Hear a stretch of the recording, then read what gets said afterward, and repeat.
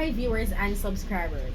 As some of you may know, I am an author, a Jamaican author, and in this video, I will be introducing you to my book, Anecdotes of an Old Friend.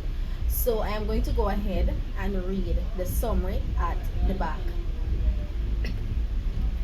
Anecdotes of an Old Friend gives insight into past and current Jamaican life. How far can an interracial love story, established upon the true feelings between a young couple and the deceit of their parents, go in post colonial Jamaican society? Or better yet, is the Obia man your go to person for healing or to get things done your way?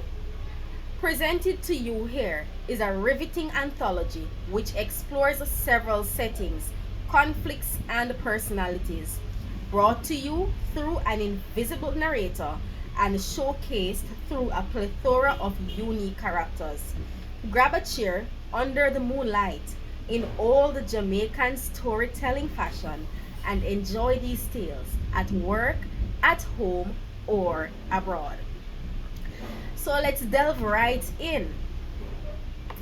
The preface.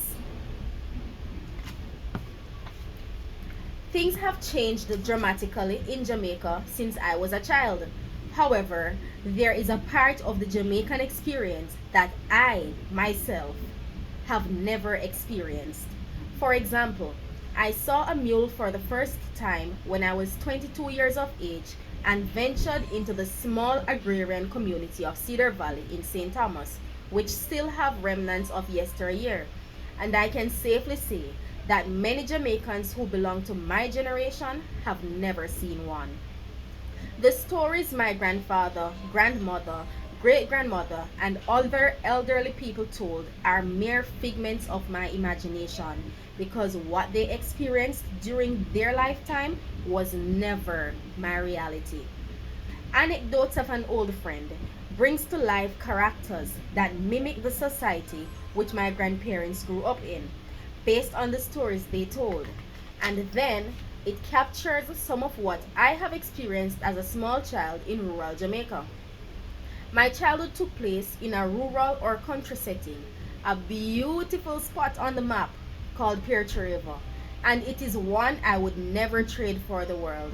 There is nothing I find more valuable than the green days I spent at the riverside with my siblings as we tried to capture the shrimps in a small pan or bucket. The smiles painted on our faces when we suddenly caught one was the epitome of true joy, and that was what made our experience as Jamaican children so unique and dear to us. This piece promises to be riveting and will keep readers on the edge of their seats. Why? The Jamaican experience presented to you will be surreal, and you will feel the settings and characters come to life as you flip through the pages of this book. Here's to a captivating read. Now, having heard that, do you feel as yet like you don't want a copy of this book to read? Well, I am going to go ahead and read one of the stories.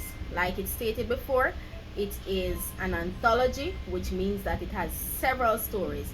So I'm going to read the second story in this book, and that story is entitled The Revival Song. The Revival Song can be found on page 6.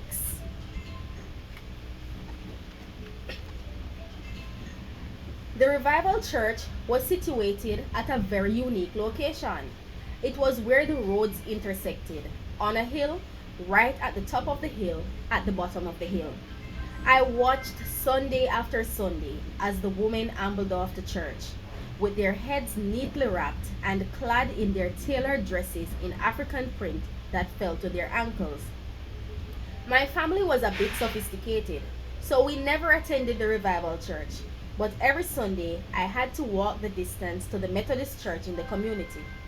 I was scared of the revival culture, as they worshipped by singing very loudly, and they had drums which they beat and performed rituals in their services. I could stay at my house on the hilltop and hear them singing, clapping, shouting, and praying. A sister would shout, "Shall we praise the Lord?" and the congregation would respond with a resounding "Praise the Lord." One Saturday morning, I was in my yard raking, very close to the fence, and I was deep in thought because at that time I was being burnt at the stake by some colleagues who latched fast to a little white lie when I heard my neighbor, who was a member of the church, singing in her yard. When I do the best I can, and my friends don't understand, thou who knowest all about me, stand by me, she began. I stopped because there was something special in the lyrics that touched my soul. 6 months before, I promoted a colleague at work who turned around to stab me directly in the back. Cerise stuck around for 3 weeks after her promotion, and that was it. Afterwards, all her efforts were concentrated to getting me relieved of my post so that she could have it. I stopped to contemplate my future in advertising, as I really wasn't up to the task in terms of competing to hold the job. I thought I was a lot better than that and could always concentrate my efforts elsewhere.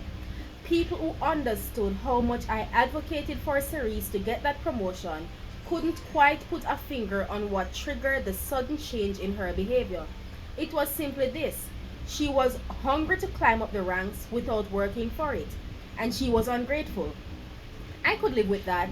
I understood clearly how much conscience she had when she looked at me one day and said, "You didn't put me where I am," even though I got her there single handedly. I am not sure if I was surprised, but it told me something else about her. She was not only a liar, she was ruthless. No, as I listened to my neighbor singing that song, everything came flooding back in memory as she continued. In the midst of tribulation, stand by me. When I'm getting old and feeble, stand by me.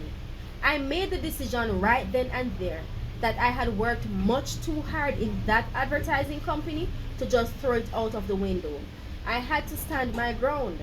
Cerise tried her very best to create a public perception as though she was the victim, but it backfired. If that was my tribulation, I decided to catch the bull by the horn because the words of that song inspired me to. It reminded me to do good, even when it is not acknowledged, or even when people are willing to discredit the valuable input I make in any organization or institution. Even when things went sour and my friends did not seem to understand the situation, I was able to take comfort in the thought that there's a supreme being who knows all about me, who will stand by me. I never liked the revival church, but that one revival song gave me a different perspective to life. It made me understand that different cultures exist in society and we may not gravitate towards them all, but we can coexist. And there is something we can learn from each other, like I did from that revival song.